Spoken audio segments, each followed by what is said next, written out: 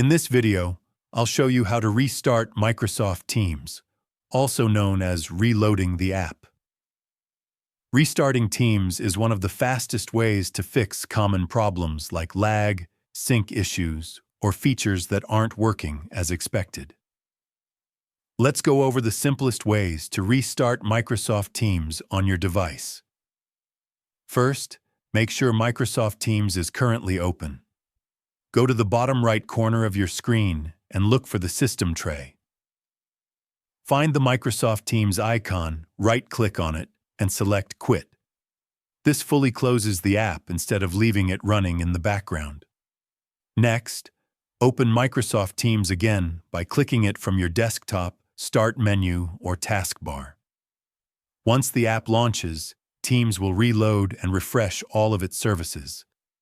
Another easy method is restarting Teams from inside the app. Click on your profile picture or initials in the top right corner, then select Sign Out. After signing out, close Teams completely, reopen it, and sign back in.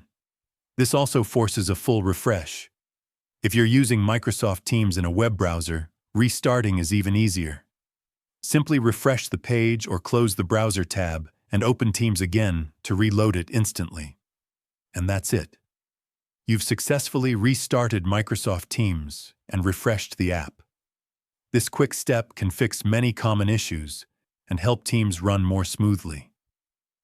If you found this tutorial helpful, leave a comment, hit like, subscribe to the channel, and don't forget to turn on the notification bell for more Microsoft Teams tips and tutorials.